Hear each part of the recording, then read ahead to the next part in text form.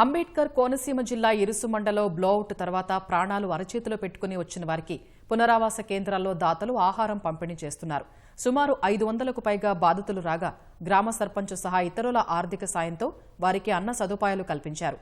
ఊహించని ఘటనతో తాము ఇంట్లో ఉన్న వస్తువుల్ని వదిలి వచ్చేశామని స్థానికులు చెబుతున్నారు.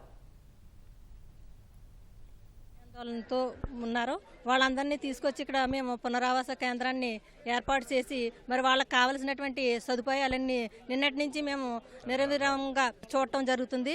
మరి నిన్నటి కంటే ఈ రోజు కొంచెం సేఫ్టీ జోన్లో ఉన్నామని అనుకుంటున్నాం మేము. అయినప్పటికీ కూడా వాళ్ళకి భోజన సదుపాయాలన్నీ కూడా కల్పించి వారికి ఏర్పాటు చేయడం జరుగుతుందండి. స్మోక్ లాంటిది ఒకటి అయితే బయటకు వచ్చిందండి. వచ్చినప్పుడు అక్కడ లోకల్గా ఉండే పని చేసుకునే వాళ్ళు, అది పొలాల మధ్యలో ఉంది కాబట్టి చేసుకునే వాళ్ళకి అది ఐడెంటిఫై అయ్యి వెంటనే అలర్ట్ చేశారు. సర్పంచ్ గారికి అలర్ట్ చేయడం అనేది జరిగింది. ఈయన వెంటనే యాక్షన్ తీసుకోవడం, అక్కడ ఉన్న వాళ్ళందరూ ఇంచుమించుకు ఒక 300-400 మెంబర్స్ ఫ్యామిలీస్ని అయితే మాత్రం వెంటనే ఎవాక్యువేట్ చేయడం.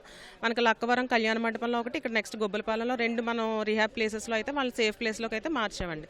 అరౌండ్ 12:30-12:40 మధ్యలో బ్లాస్ట్ లాగా వచ్చి ఫైర్ యాక్సిడెంట్ అవ్వడంతో ఇంకా అక్కడ నుంచి ఉన్న కొద్దిపాటి జనాలు కూడా భయాందోళనకు గురై పరుగులు తీయడం అనేది జరిగింది. వాసన రావడం, పైకి పొగ లాంటిది ఒకటి రావడంతో ఇమీడియట్ గా అది మనకి టైం కొంచెం మనకి బెనిఫిట్ అయిందండి. అదే ఎర్లీ మార్నింగ్ లేదంటే లేట్ నైట్ అయితే తెలిసి ఉండకపోవచ్చు. 10:30 ఆ టైం అయ్యేటప్పటికి అందరూ కొంచెం యాక్టివ్గా ఉండే టైం కాబట్టి వెంటనే అలర్ట్ అవ్వటం, సెల్ఫ్గా రెస్పాన్సిబుల్గా కొంతమంది వాలంటీర్స్గా రావటం, వాళ్ళు అక్కడ నుంచి సేఫ్ ప్లేసెస్లో పెట్టడం అయితే ఇమీడియట్గా యాక్షన్ తీసుకున్నారు.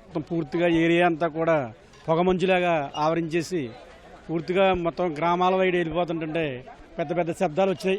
పెద్ద పెద్ద శబ్దాలు రావడం వల్ల ఆటోమేటిక్గా మంటలు కూడా రావడం జరిగింది. ఆ మంటలు రావడం చూసి ప్రతి ఒక్కరూ కూడా ఎవరికి వాళ్ళు కట్టుబట్టలతో పరిగెట్టుకుంటూ గ్రామాల్లోకి వచ్చారు.